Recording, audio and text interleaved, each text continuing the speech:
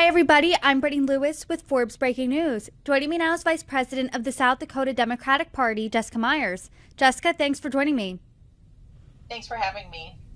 There was a really wild revelation in South Dakota Governor Kristi Noem's upcoming memoir of her detailing killing her family goat as well as dog.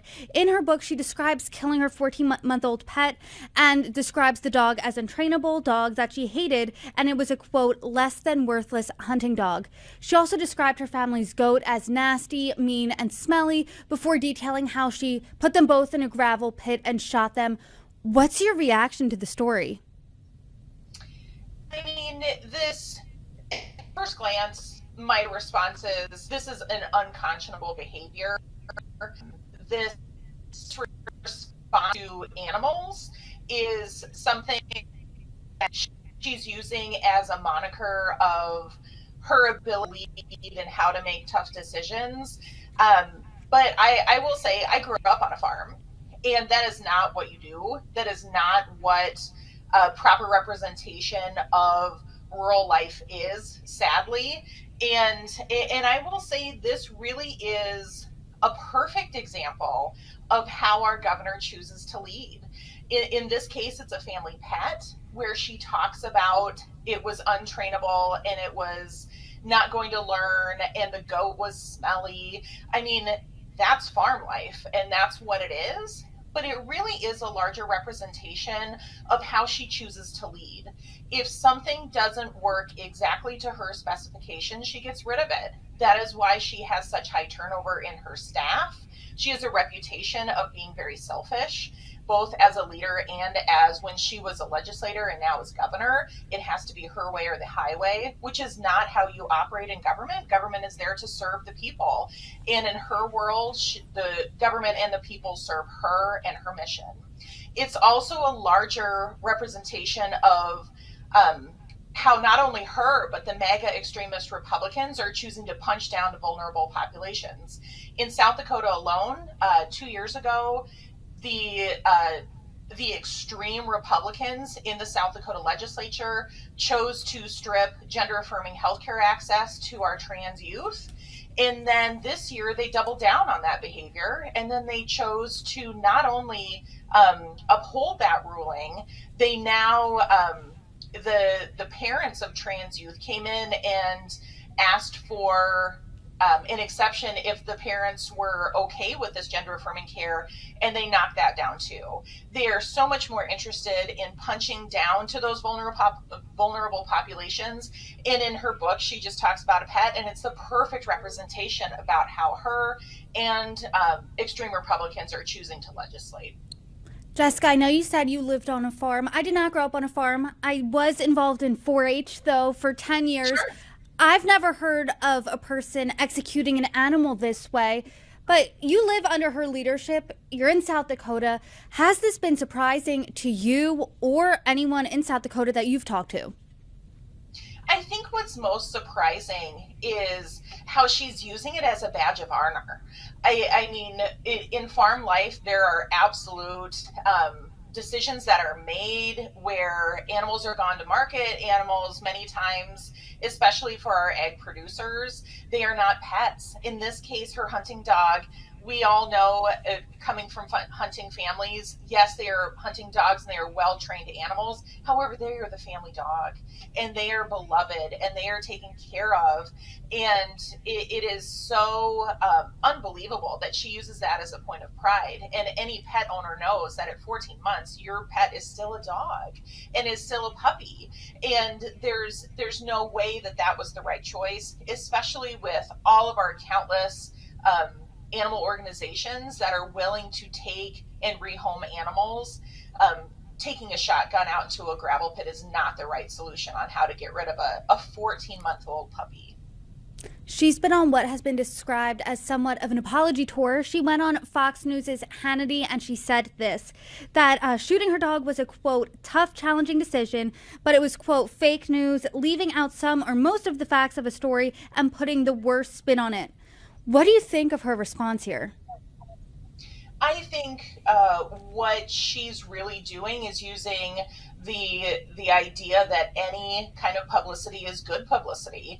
And if she spent more time actually in South Dakota governing and letting the people understand what an actual running functional legislature would look like, she would know that the good people of South Dakota do not condone this behavior. This story is only there to rattle the base, to get her closer to the top of the VP nomination list for Trump. And we all know that. She spends more time out of state than she does here. And it's really sad that she's using this wonderful opportunity to serve the great state of South Dakota. And instead, she's flying all over in private jets and using state dollars many times to fly around and get national recognition for herself to advance herself to the next step in her political career. There's new reporting that contends there are multiple inaccuracies in the memoir.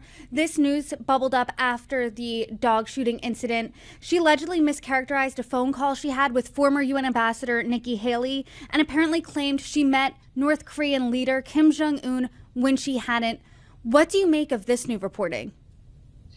This is not surprising to me. She consistently uses any platform to push an agenda, and there are an ounce of truth in things where she's traveling, but we all know South Dakota people in it. There's no need for her to be on Un and Nikki Haley.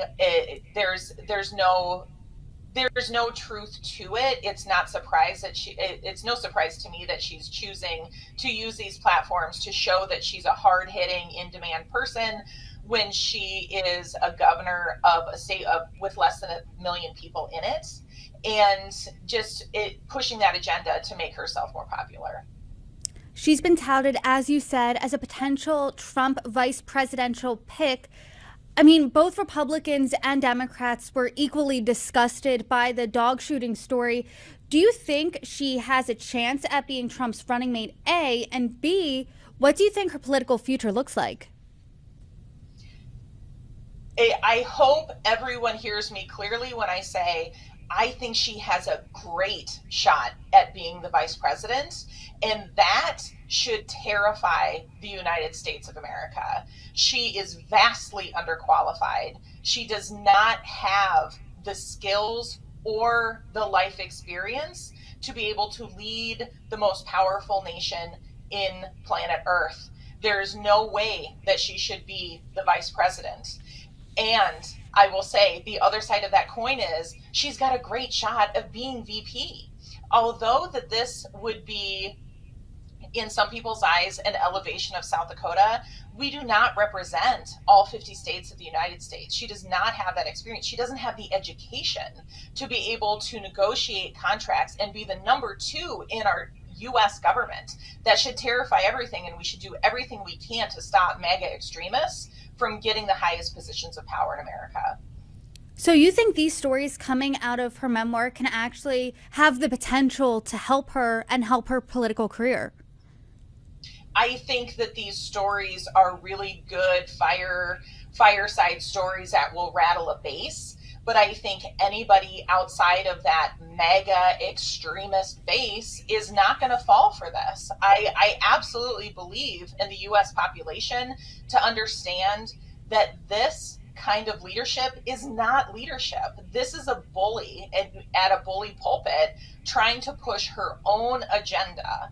And this is not leadership. This is not what the U.S. needs. We have some critical issues globally that we need to take seriously, while other nations around us are running circles around some of the issues that we struggle with the most, because we're worried about gender affirming care and access to health care for women, instead of really positioning ourselves to look 20 years in the future. And Kristi Noem is not someone I would trust with not only my healthcare choices, my daughter's healthcare choices, or my friends in the trans, two-spirit, and non-binary community.